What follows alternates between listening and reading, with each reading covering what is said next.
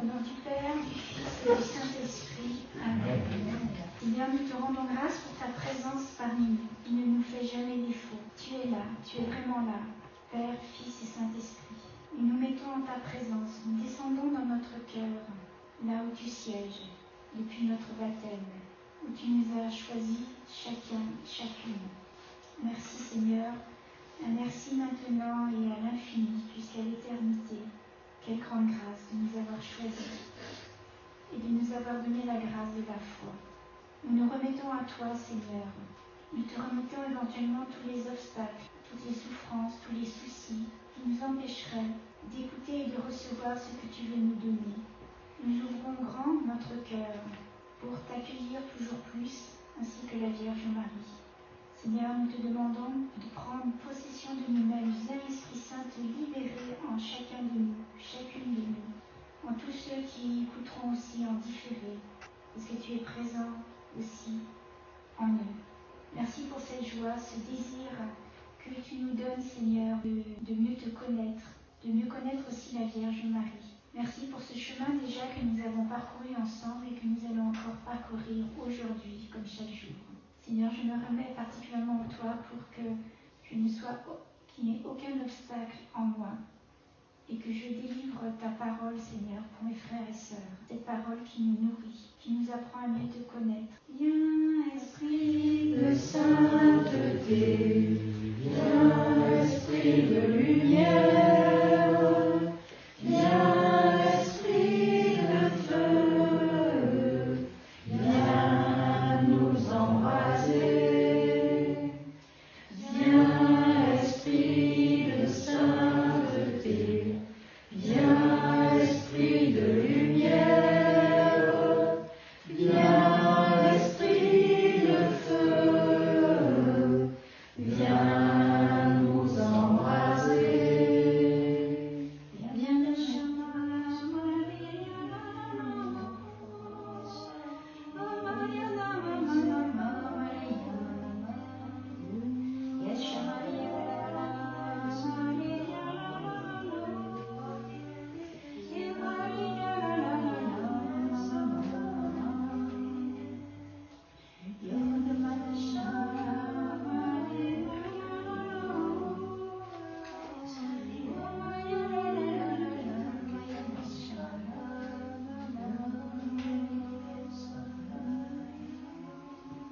j'ai l'image d'un cœur et ce cœur grandit. Créateur inébranlable, source de lumière et de sagesse, baigne répandue de ton intelligence, un rayon de ta clarté. Chasse de moi les troubles ténèbres du péché et de l'ignorance. Donne-moi la pénétration pour comprendre, la capacité de retenir, la méthode et la facilité pour apprendre, l'aisance pour parler. Engage le début, conduis le progrès, couronne la fin. Toi qui, pour les yeux et les hommes, vis et règne dans les siècles des siècles. Amen. Alors nous allons continuer notre chemin sur mieux connaître la Vierge Marie et l'Esprit Saint, le thème de cette année. Et nous allons voir aujourd'hui la présence de la Vierge Marie dans la Bible. Alors un petit rappel avant, les anciens vous vous rappelez, donc l'année dernière nous avions fait l'enseignement biblique sur la nativité de Jésus dans l'évangile de Luc au chapitre 2, versets 1 à 7. Donc j'invite ceux qui n'ont jamais étudié en profondeur ce mystère de Noël et puis aussi les anciens de le reprendre parce que le Seigneur nous ouvre toujours l'intelligence et le cœur à différents aspects de ce mystère. Donc vous le trouverez sur notre chaîne YouTube, Dominicaine Notre-Dame de Clarté, la nativité de Jésus, donc en décembre 2024. Alors par rapport à l'enseignement d'aujourd'hui, c'est un enseignement donc biblique, je voudrais préciser quelque chose quand même d'important pour ceux qui n'ont pas encore étudié vraiment la Bible. Dans un premier temps, cela peut paraître, je dirais, studieux. Mais ne vous arrêtez pas là en cours de chemin, car après cela devient passionnant et combien nous sommes émerveillés de mieux connaître le Seigneur, de voir sa délicatesse, de voir toute la progression de la révélation. Et c'est vraiment passionnant. Laissons-nous émerveiller par le Seigneur. L'Écriture, c'est vraiment une lettre d'amour qu'il nous donne. Et je peux dire que moi, si j'avais toute la journée de livres, je serais passionnée par l'étude de la Bible. C'est vraiment passionnant. Alors, ne vous laissez pas impressionner des fois, et puis ne faites pas le jeu du malin aussi.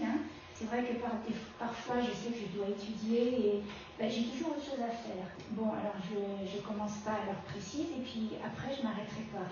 Alors, à votre avis, est-ce que l'Ancien Testament parle de la Vierge Marie? Oui. Oui. Qu'est-ce que vous dites les autres? Oui, l'annonce, je pense. Oui. Bon, vous avez raison. Donc, je vais tracer d'abord une synthèse de ce qu'on pourrait appeler un fil rouge. Donc, nous allons parler essentiellement de l'Ancien Testament et je dirais quand même un mot sur le Nouveau Testament. Pour comprendre Marie dans le Nouveau Testament, il faut voir que Marie s'inscrit dans une longue histoire de grandes figures, de femmes dans l'Ancien Testament. Et dès le départ, les premiers chrétiens, très vite, assimilèrent Marie à ces grandes figures. Alors la femme dans les Écritures, on peut dire, assez rapidement, l'ambivalence de la place de la femme dans la société s'explique largement par la place de la femme dans la Bible. Et les représentations futures de Marie lui doivent aussi beaucoup. Pour comprendre cela, il faut rappeler que l'Ancien Testament exprime la foi du peuple juif en un Dieu unique de tout ce qu'il a créé, au-dessus de tout ce qu'il a créé. Cette foi rejette avec force tout ce qui peut ressembler aux religions des voisins d'Israël, parce qu'elles se compromettent avec une certaine idée de la femme, refus de ces dieux qui lutinent des femmes, de ces déesses, de la fécondité que l'on surnommerait parfois au moyen de la prostitution sacrée. Et chez les Juifs, le culte officiel était avant tout une affaire d'hommes. Alors, quelles sont, à votre avis, les grandes figures que l'on trouve dans l'Ancien Testament qui peuvent représenter Marie, qui préfigurent Marie? Ève, Judith, Sarah, Esther, Rebecca, Ruth. Alors voyons d'abord Ève. Donc elle a été créée à l'image de Dieu, elle est l'égale de l'homme, ils sont complémentaires, altruistes, mais égaux. Elle est chargée avec lui de représenter la royauté de Dieu sur la création. Mais Ève, au lieu d'être une aide pour Adam, elle contribue à le tenter. Et malgré cela, elle reçoit la promesse d'être la mère de tous les vivants. En Genèse, chapitre 3, verset 20. Donc Ève est la mère de tous les vivants, et l'on peut dire que jusqu'à la venue de Marie, ces vivants, l'humanité, est vêtue d'humanité mortelle. Et saint Éphrem, le diacre qui est au IVe siècle, nous dit Marie fut l'origine d'une nouvelle pousse sur le tronc d'Ève, l'ancienne vigne, et sur cette nouvelle pousse, la vie nouvelle a fait sa demeure. À partir de ce moment-là, la comparaison, on peut dire, est figée pour les siècles. Marie vient refaire ce qu'Ève avait défait. Elle est la nouvelle Ève. Et cette promesse est répétée plusieurs fois par la suite. Sarah, femme d'Abraham, en vertu toujours de cette promesse, il lui est donné de concevoir un fils, Isaac, en dépit de leur grand âge. Genèse, chapitre 18, versets 10 à 14. Il en va de même pour la femme de Manoah, avec la naissance de Samson. Juge, chapitre 13, et Anne, avec la naissance de Samuel. Premier livre de Samuel, au chapitre 1. Alors, ce qui est incroyable, dans tous ces récits, Dieu, contre toute attente et toute espérance humaine, renouvelle constamment le don de la vie. Ces femmes ne pouvaient pas avoir d'enfants, et par une grâce du Seigneur, elles enfantent. Alors, avant notre entendeur salut, restons toujours dans l'attente et l'espérance. Dieu ne peut pas nous abandonner, et son bras ne s'est pas raccourci depuis 2000 ans. Donc, contre toute attente et toute espérance humaine, Dieu renouvelle constamment le don dans la vie pour être fidèle à sa promesse. Et 1 Corinthiens, chapitre 1, verset 27, il nous est dit « Dieu choisit ce qui est faible et impuissant pour confondre ce qui est fort. » C'est toujours valable pour nous. Donc, ne jouons pas au grand musclé, mais reconnaissons plutôt notre faiblesse pour qu'on permette au Seigneur d'agir. C'est sa puissance en nous. Et c'est pourquoi on peut dire, dans des situations difficiles pour le peuple d'Israël, il appelle des femmes à être le sauveur d'Israël. Déborah, Judith, Esther. Quant à Marie, le rôle important qu'elle tient comme mère de Jésus dans la tradition chrétienne a été esquissé dès la révélation scripturaire. Si les 12 apôtres ont centré leur intérêt sur le ministère de Jésus depuis son baptême jusqu'à Pâques, c'est qu'ils ne pouvaient parler que des faits auxquels ils avaient pris part. Et surtout, ils devaient répondre ce qui était urgent, c'était la mission. Donc il était normal que les récits de l'enfance de Jésus n'apparaissent qu'ensuite. Alors Marc les ignore, se contentant de mentionner 2 fois la mère de Jésus, au chapitre 3, versets 31-35, et au chapitre 6, verset 3. Matthieu les connaît, mais les centre sur Joseph, le descendant de David, qui reçoit les messages célestes. On voit chapitre 1 et 2. Et donne le nom de Jésus, qui veut dire Dieu sauve, à l'enfant de la Vierge. Avec Luc, Marie entre en pleine lumière. C'est elle qui, aux origines de l'Évangile, tient le premier rôle, avec une véritable personnalité, lors, bien sûr, de la naissance de Jésus, mais pas seulement, lors aussi de la naissance de l'Église. Elle prend part avec les disciples à la prière du Cénacle, dans les Actes des Apôtres, chapitre 1, verset 14. Enfin, Jean encadre la vie publique de Jésus entre 2 scènes mariales. Je voulais vous les faire deviner, c'est mon cas. Au chapitre 2, versets 1 et 12, et chapitre 19, 25, verset 25, donc c'est à Cana comme au Calvaire. Jésus définit avec autorité le rôle de Marie, d'abord comme disciple, donc comme fidèle, puis comme mère des disciples. Cette prise de conscience progressive du rôle de Marie ne doit pas être expliquée simplement, comme vous pouvez vous en douter, par des motifs psychologiques. Elle reflète une intelligence de plus en plus profonde du mystère même de Jésus. Bien sûr, ils sont inséparables. Jésus est inséparable de la femme de laquelle il voulut naître. Et là, il y a une référence à connaître, même par cœur, en Galates chapitre 4, verset 4. Quand dans la plénitude du temps, Dieu envoya son Fils, né d'une femme, né sujet de la loi, afin de racheter les sujets de la loi, afin de nous conférer l'adoption filiale. Quand vint la plénitude du temps, donc c'était déjà inscrit dans le projet de Dieu, Dieu envoya son Fils, né d'une femme, né sujet de la loi, afin de racheter les sujets de la loi, afin de nous conférer l'adoption filiale.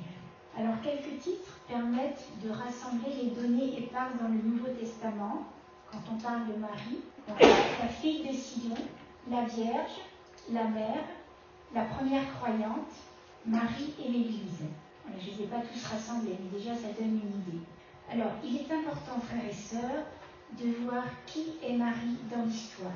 Cela ne suffit pas d'étudier la doctrine ou la spiritualité de Marie.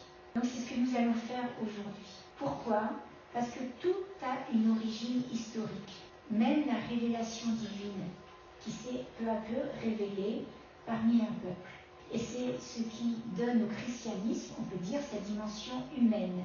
La révélation s'inscrit dans l'histoire du peuple de Dieu, où Jésus-Christ, principe transcendant, ne rompt pas avec l'ancienne alliance, mais l'accomplit et la renouvelle. C'est ce qu'il dit en Matthieu chapitre 5, versets 17 et 19. Je ne suis pas venu abolir la loi, mais l'accomplir. Voilà, Matthieu 5, versets 17 et 19. Donc, il faut bien comprendre que Marie est préparée par l'histoire d'Israël, dont elle hérite la foi et la tradition. Et sa présence s'inscrit dans la continuité de la révélation progressive de Dieu. Nous allons donc parcourir ce qu'est la présence de Marie dans la Bible, et le pseudo Bernard, au XIIe siècle, nous dit « Toute l'écriture concerne Marie ». Donc, il l'entendait au sens typologique, symbolique, mystique, dans le prolongement indéfini du sens littéral. Alors, premièrement, l'Ancien Testament. Pourquoi ces interprétations ? On peut dire qu'il y a 3 raisons.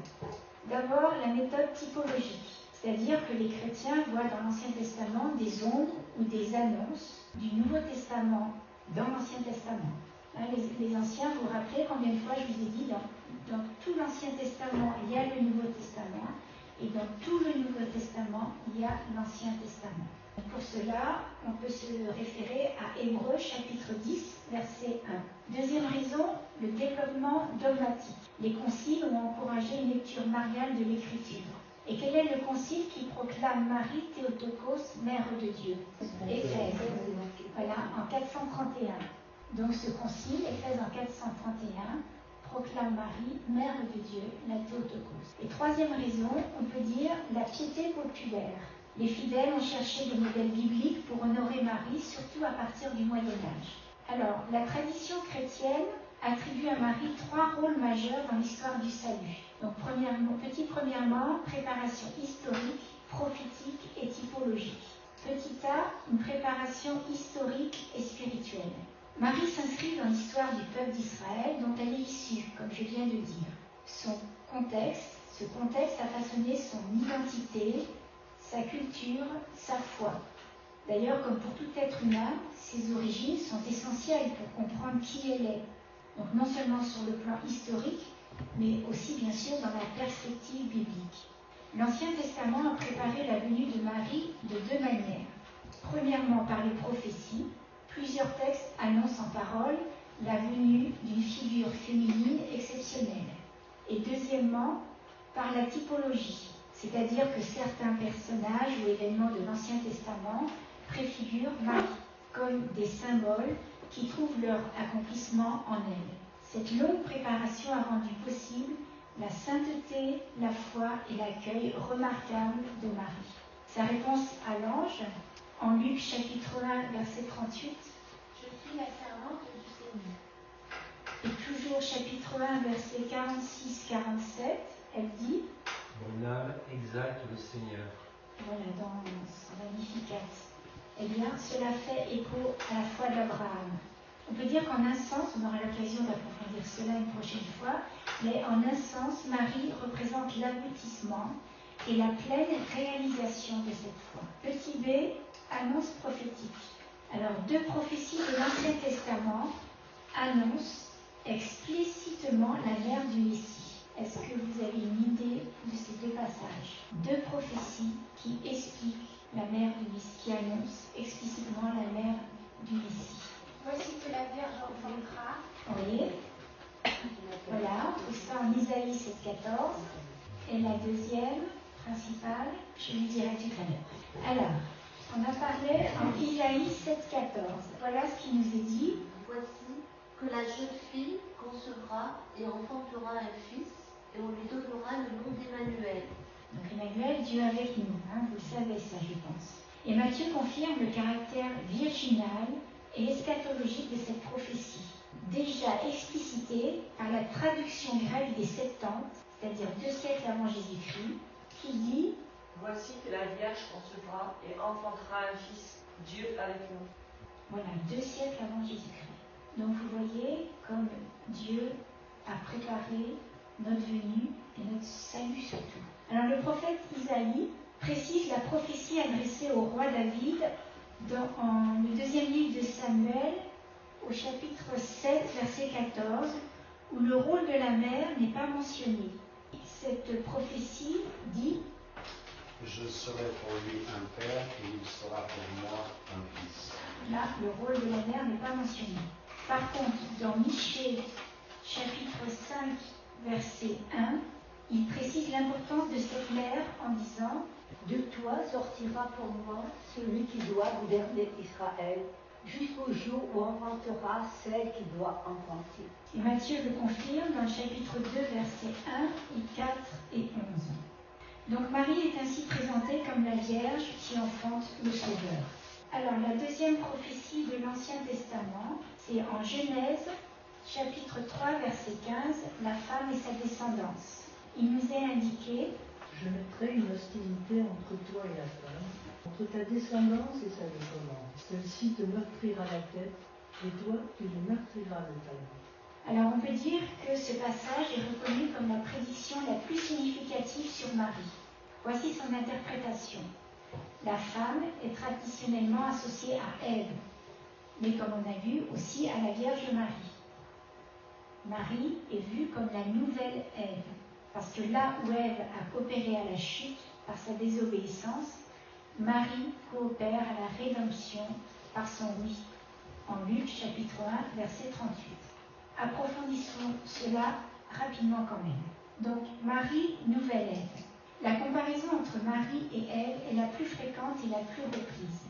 Et dès le IIe siècle après Jésus, les pères de l'Église l'ont vue comme Saint Justin. L'important est de montrer Marie chrétienne, c'est-à-dire obéissante et parfaite, contrairement à Ève. Saint Irénée. Alors je reprends parce que c'est fort. Il fallait qu'Adam fût récapitulé dans le Christ, afin que ce qui était mortel fût englouti par l'immortalité. Et il fallait qu'Ève fût blottie en Marie, afin qu'une vierge, en se faisant avocate d'une vierge, détruisit la désobéissance d'une vierge par l'obéissance de la vierge. Alors la doctrine de saint Irénée a été résumée, validée et remise à l'honneur par le Concile Vatican II, au paragraphe 56.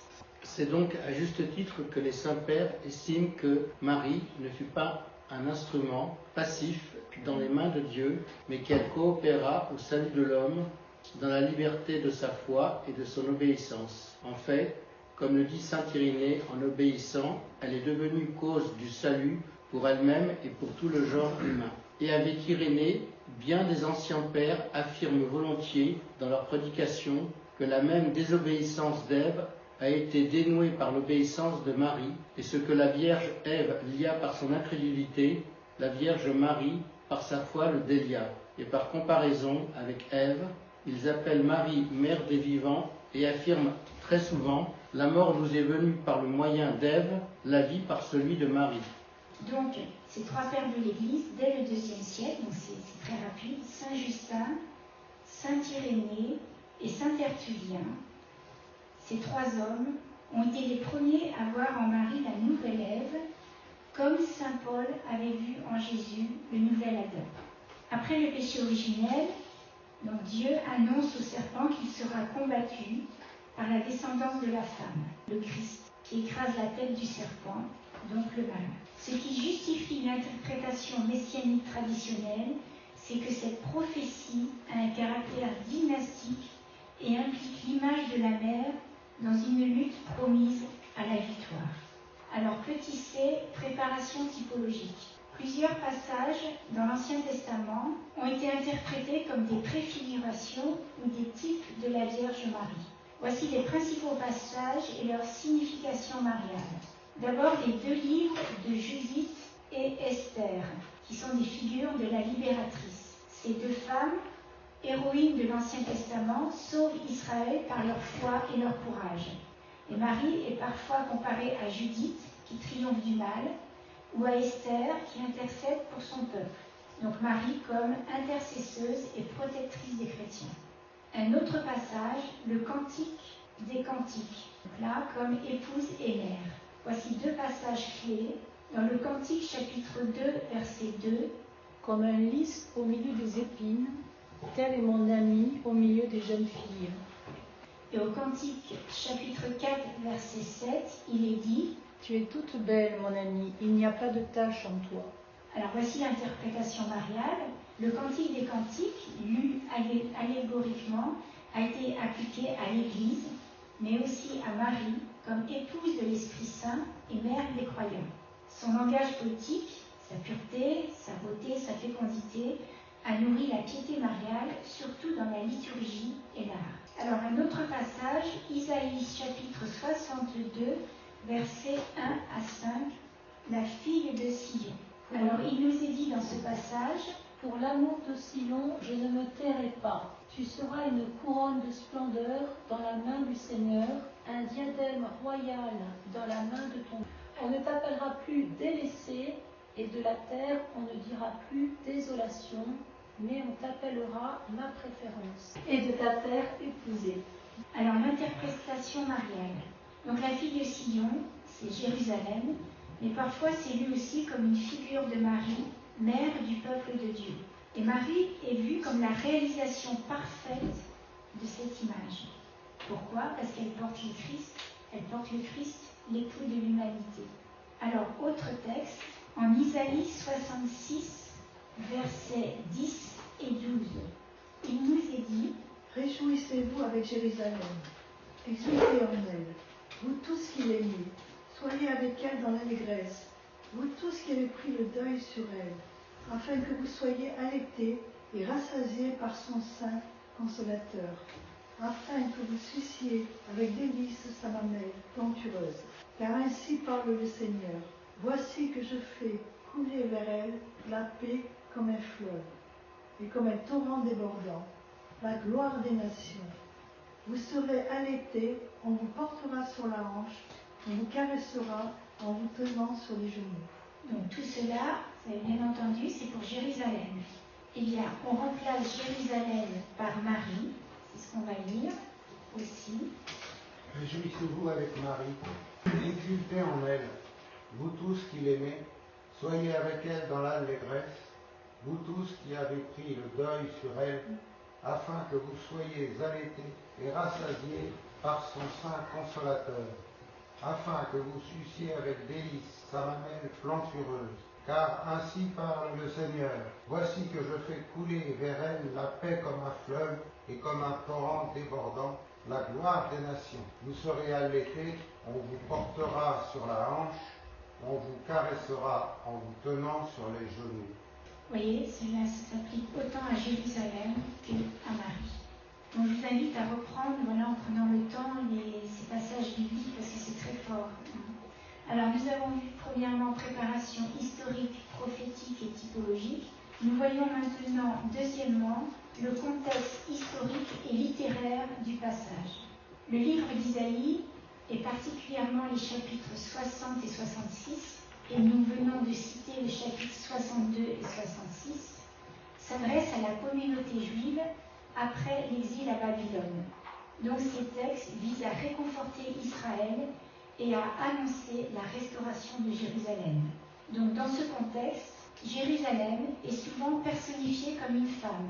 Par exemple, en Isaïe 54, chapitre 54, versets 1 à 8, ou 62, versets 1 à 5. On y voit les symboles de la vie sainte, de la communauté croyante ou de l'alliance entre Dieu et son peuple. Alors nous allons lire le passage Isaïe 62, versets 1 à 5.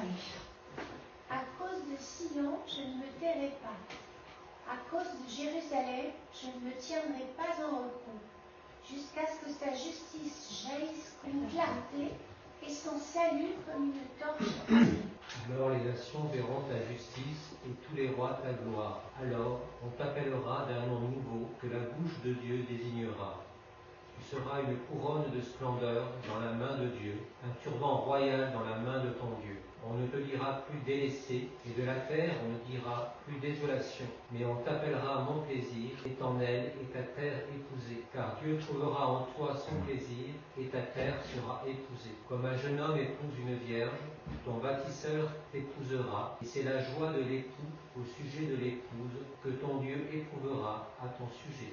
Alors la tradition chrétienne primitive, donc les premiers chrétiens, souvent d'origine juive, interprétaient ces textes en lien avec l'Église, comme dans Galates chapitre 4, 26, où Paul compare Jérusalem à notre mère à tous. Et l'Église est vue comme la nouvelle Jérusalem, communauté des croyants. Et c'est donc toujours valable, la nouvelle Jérusalem, c'est l'Église. Alors troisièmement, développement de la mariologie. Alors l'interprétation mariale de ce passage, donc les deux textes que l'on a vus, en Genèse 3,15, je mettrai une hostilité entre toi et la femme de ta descendance, ou Isaïe 7,14, voici que la jeune fille concevra et enfantera un fils. Et ces passages se sont développés plus tard, notamment à partir du IIe siècle et surtout au Moyen-Âge, avec la typologie, c'est-à-dire Marie est vue comme la fille de Sion, ou la nouvelle Ève, préfigurée par des images féminines de l'Ancien Testament. Quant à la piété mariale,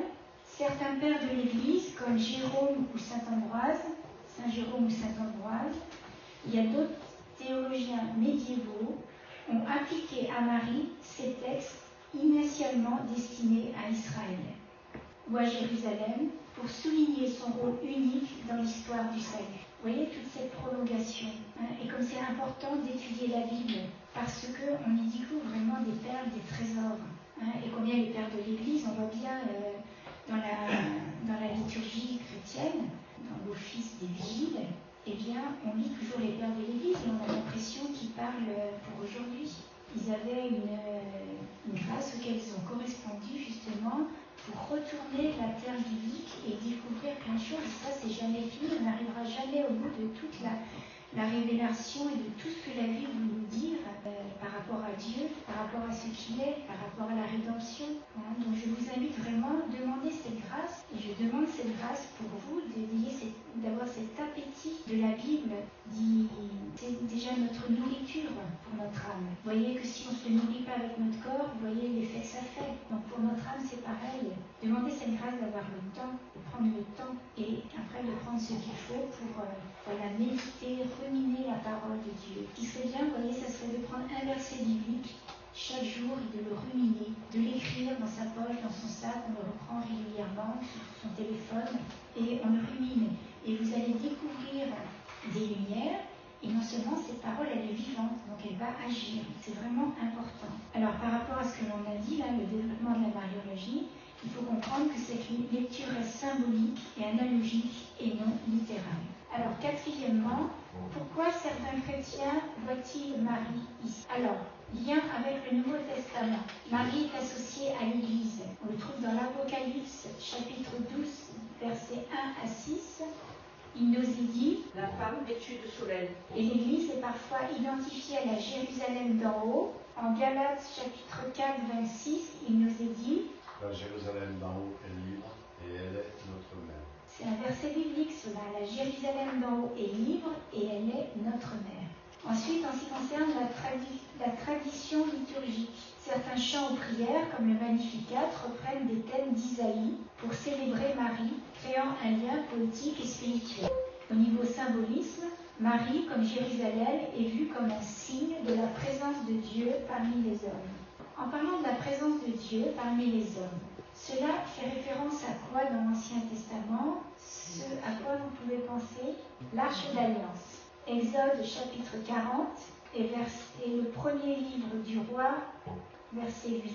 Alors l'Arche d'Alliance, vous avez entendu parler de tout cela dans l'Ancien Testament.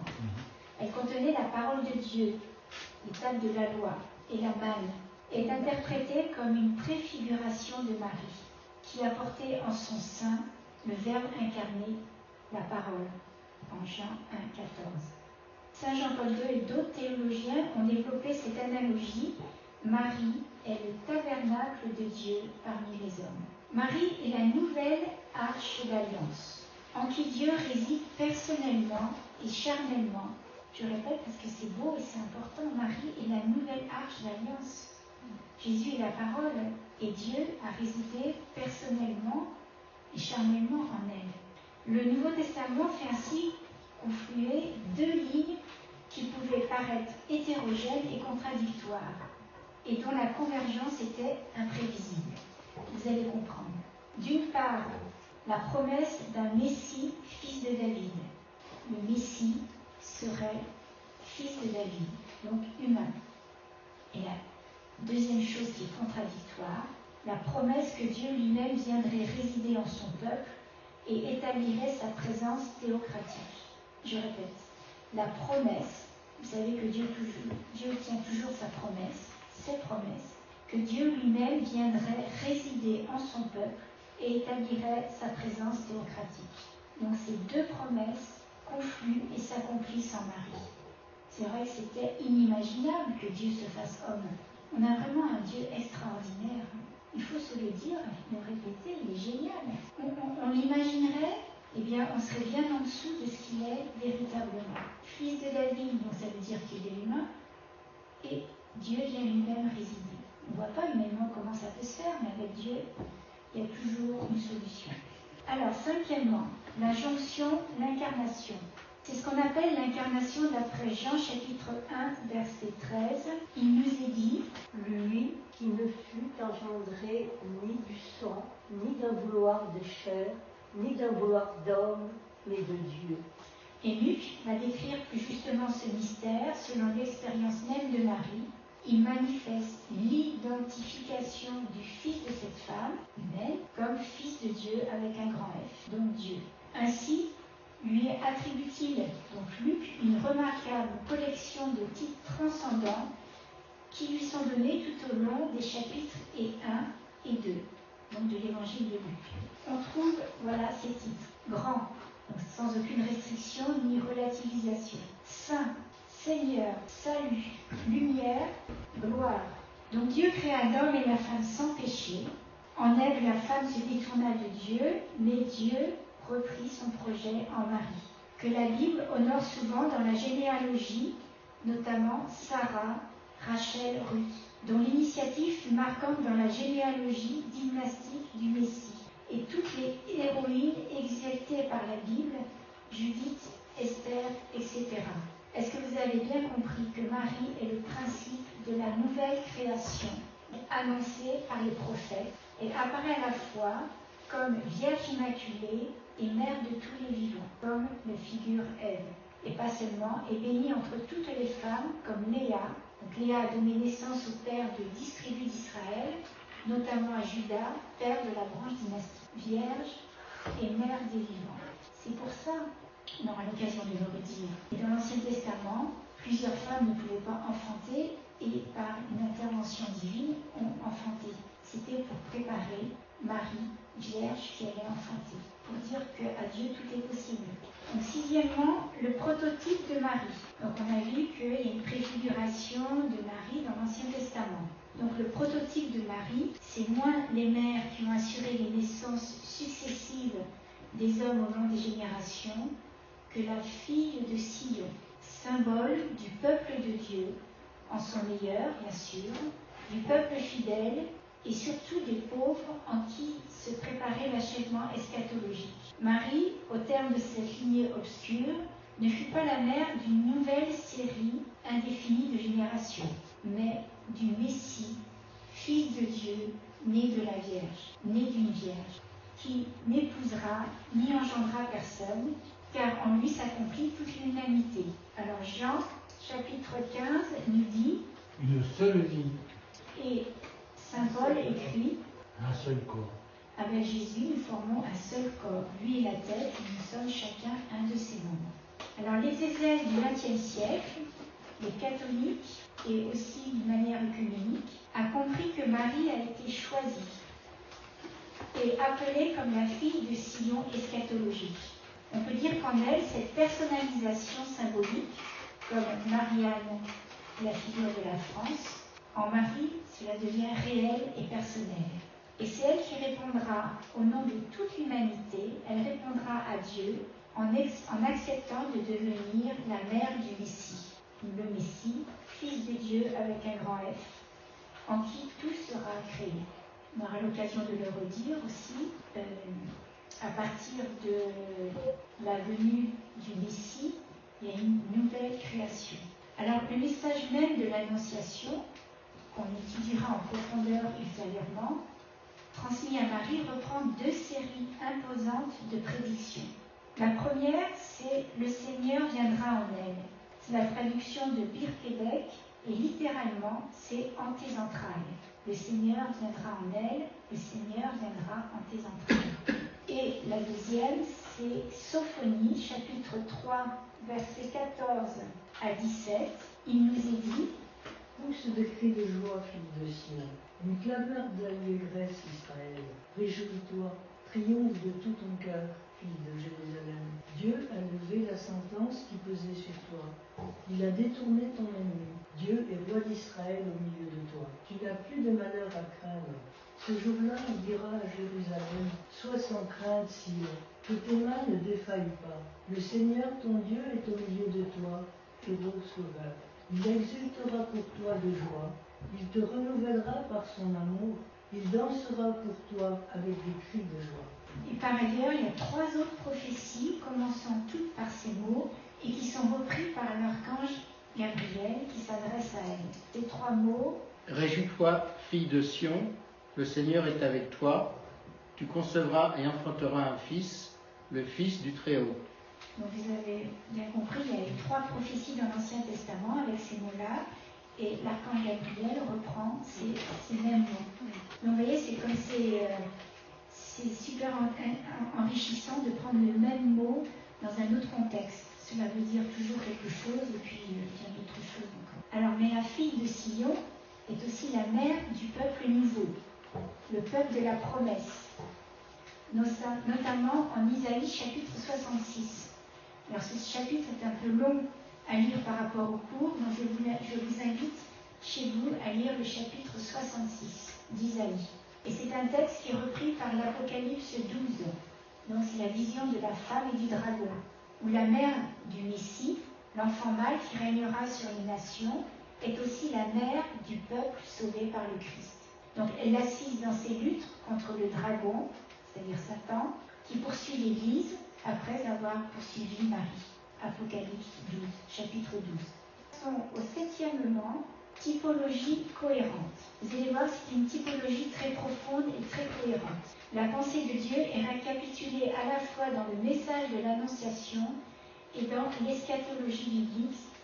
Apocalypse 12 confère Apocalypse chapitre 21. Alors, nous allons prendre quelques exemples. Il nous faut 2 lecteurs. Vous allez lire tous les deux, Marc et Dominique. C'est-à-dire que on va lire, vous allez lire l'Ancien Testament, quelques mots, et l'autre lecteur va lire ce qui correspond dans le Nouveau Testament. D'accord. Donc en premier, on prend Sophonie chapitre 3, versets 14 et 17, et Luc chapitre 1, versets 28 à 33. Réjouis-toi, Réjouis-toi. fille de Jérusalem. Objet de la faveur de Dieu. Dieu est roi d'Israël en toi. Le Seigneur est avec toi. Ne crains point, Sion.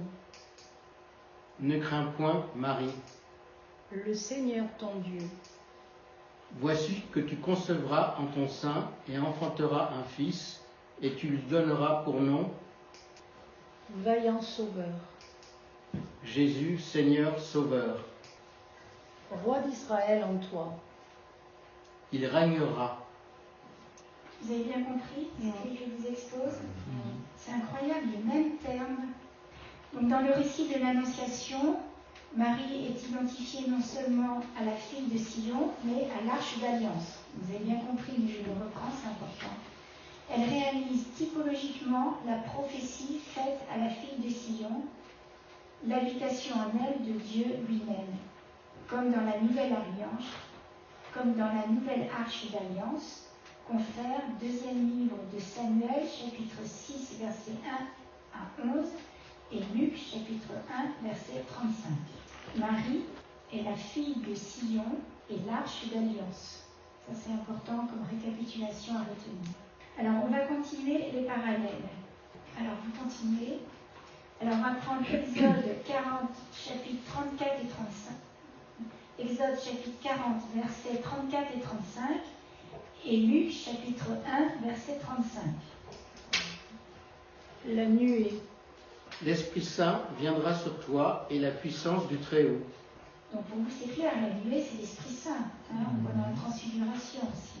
Couvri de son ombre. Te couvrira de son ombre. Le tabernacle.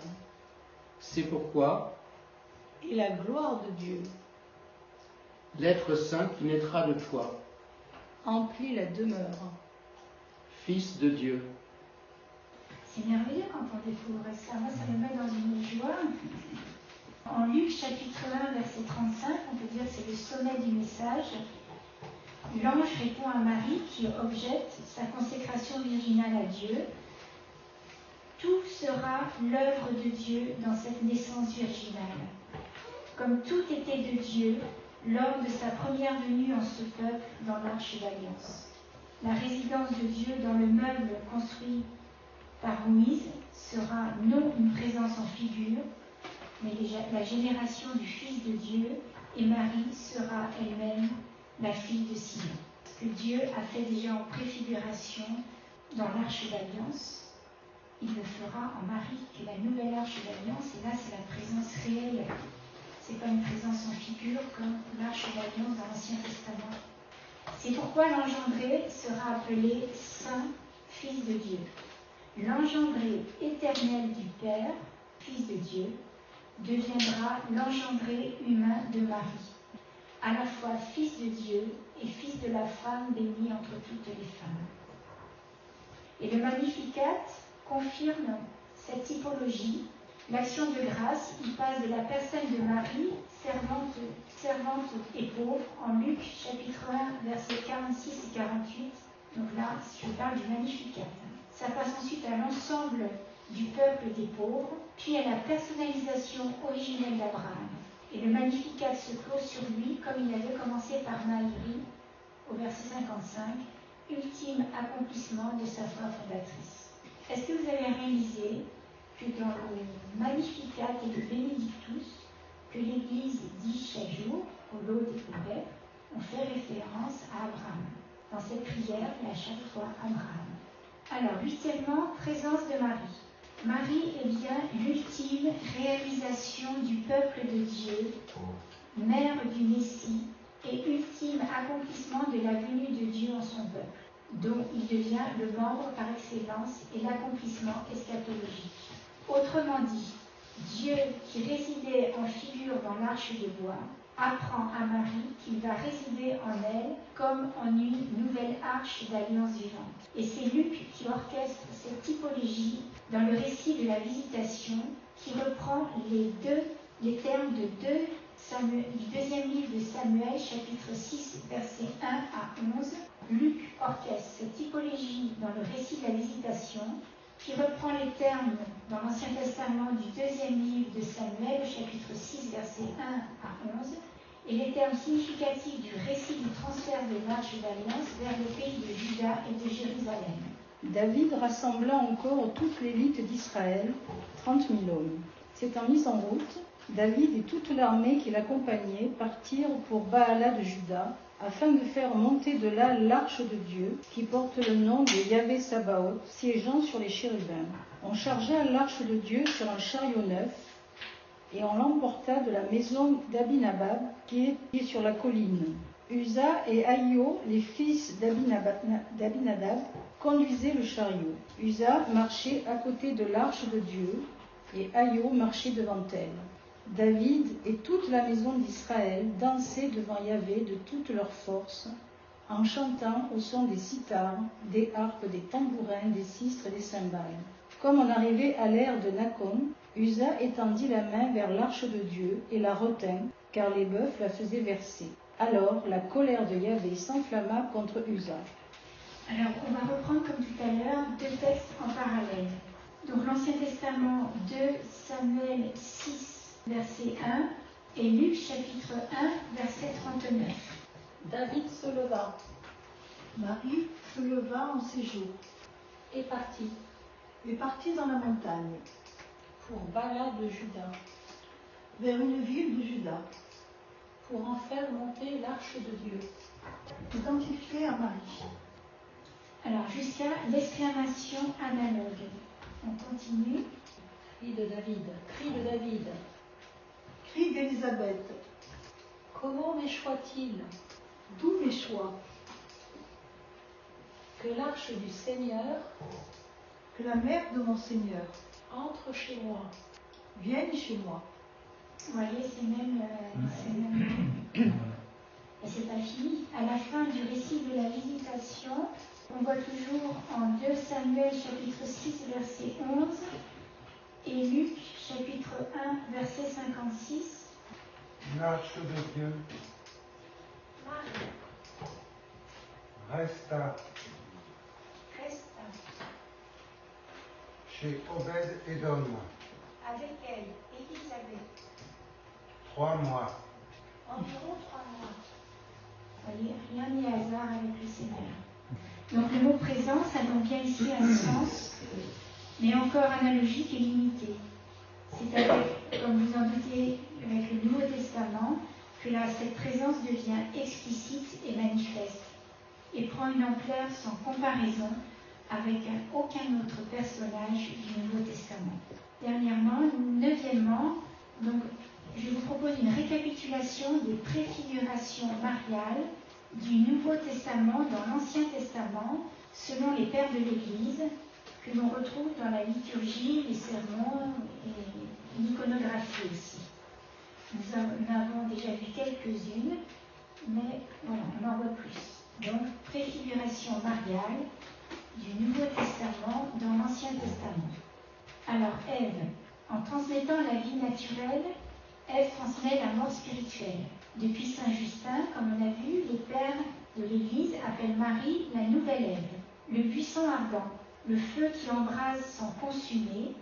Exode chapitre 32 évoque Marie qui porte son fils sans altération de sa virginité. L'arche d'alliance, l'arche sur laquelle se manifeste la présence de Dieu, évoque Marie qui porte Dieu en elle. La toison de Gédéon, la toison sur laquelle la rosée s'arrête sans mouiller la terre, en Juges chapitre 6, versets 37-38, évoque Marie qui reçoit dans son sein le Sauveur venu du ciel, l'épouse du Cantique, donc largement adaptée dans l'office de la Sainte Vierge Marie. Le jardin fermé, Cantique chapitre 4, verset 12. La fermeture évoque la virginité de Marie. La fontaine scellée, toujours Cantique chapitre 4, verset 12, même signification que le jardin, donc évoque la virginité de Marie. Ensuite, il y a des figures féminines, Sarah, Déborah, Esther, Judith. Ces figures féminines ont une mission importante. Alors je vous distribuerai à la fin une des préfigurations qu'on vient de voir pour que vous approfondissiez une personnellement. Pour ceux qui écoutent en live, vous pourrez inscrire sur papier les différentes préfigurations mariales et ensuite en priant en tirer une. Et vous savez que rien n'est hasard. Alors, 10e, conclusion. Donc, comme nous l'avons vu, Marie est bien présente dans l'Ancien Testament, même si c'est de manière voilée, par anticipation discernable, rétrospectivement, bien ancrée dans l'histoire d'Israël. Et l'Ancien Testament prépare Marie par des prophéties et des typologies, comme nous l'avons vu. On peut dire qu'elle est le chef-d'œuvre des dieux, chef-d'œuvre de Dieu, recréation de la première femme, figurée par Ève, créée sans souillure des mains de Dieu. Genèse chapitre 2. Elle fait aussi le pendant au patriarche Abraham comme perfection accomplie de la foi, dont il est la perfection initiale et intensive. Abraham est le père de la foi. C'est en Marie que Dieu réalise sa venue et donne un sens à tout ce qui a précédé. Elle est la figure centrale du plan divin. Alors, grand deuxièmement, le Nouveau Testament. Je vous ai dit que je vous dirais un mot, mais c'est sûr qu'ensuite, après, on va prendre le temps d'approfondir certains passages. Alors, Marie, avant même d'être une figure théologique essentielle au christianisme et l'objet d'un culte populaire, Marie est un être vivant, bien réel. Elle est humaine, comme vous les femmes et moi. Elle appartient bien à notre monde. C'est pas une déesse, ce n'est pas Dieu. C'est une femme qui vivait en Judée, comme les autres femmes.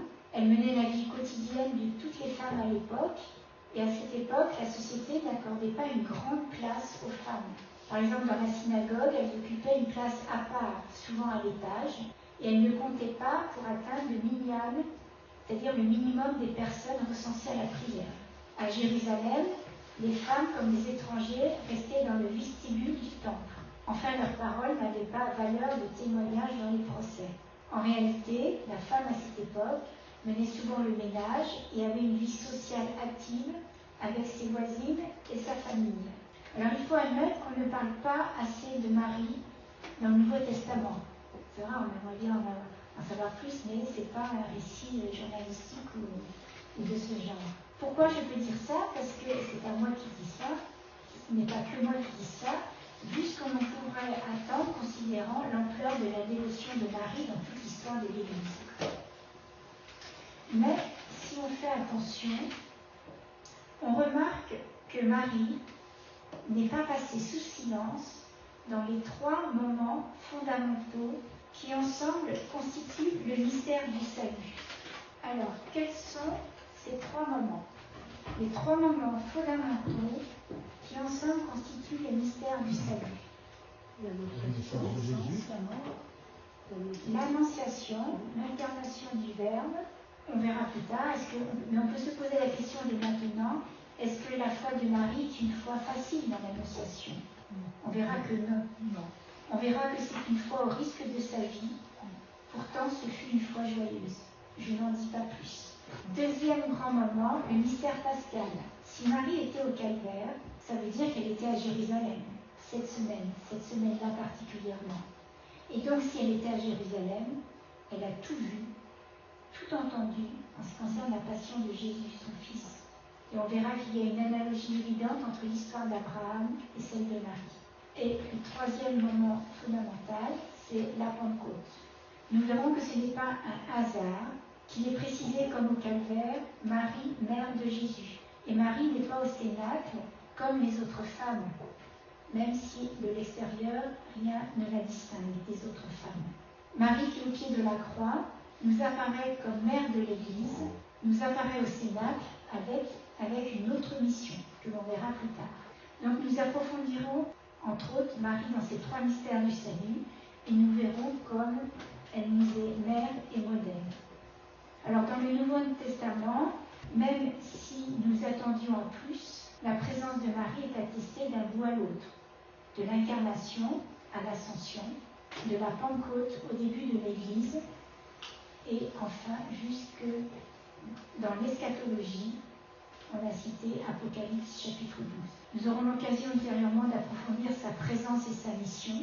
Vous vous rendez compte quand la Bible nous dit, verset 8, femme choisie entre toutes les femmes. Je n'ai pas recensé combien il y a de femmes depuis l'origine de l'humanité, mais ça en fait, et c'est pas fini. Donc c'est vraiment une femme exceptionnelle et qui a beaucoup de choses à nous dire, qui nous guide, qui est là pour nous aider et qui a été choisie pour être la mère du Fils de Dieu. Mais à notre mesure, je vous rappelle, chacune a sa mission. Et si on ne la fait pas, personne ne l'a fait. Vous vous rappelez les cours de l'Esprit Saint, à chacun est sa manifestation. Marie est la figure centrale du plan divin. Le Nouveau Testament révèle en plénitude cette femme exceptionnelle et révèle pleinement la mission de Marie, unique parmi tous les personnages bibliques. On peut dire aussi que Marie est le pont entre les deux alliances, réalisant en elle la promesse d'un salut universel. Sa présence discrète dans les Écritures anciennes devient manifeste avec l'incarnation, où elle apparaît comme la fille de Sion et la nouvelle arche d'alliance, porteuse du Fils de Dieu. Alors Marie, en ce temps de vie de l'Avent que nous vivons, en ce temps où tu portais l'enfant Dieu, nous te demandons de venir nous aider pour approfondir ce mystère de Noël, Dieu parmi les hommes, Dieu avec nous, la venue du Messie, homme et Dieu. Cela dépasse notre limite humaine, bien sûr, notre entendement, notre imagination, mais vient nous donner les désirs que tu avais, toi, à ce moment-là, il y a 2000 ans. Et ce courage aussi, quand il faudra que tu quittes Nazareth pour aller à Bethléem, alors que tu allais accoucher. Nous ouvrons grand notre cœur, Marie, pour mieux connaître la révélation divine et mieux en vivre, et être ainsi toujours plus à l'image de Dieu tel qu'il nous a créés. Amen. Alléluia.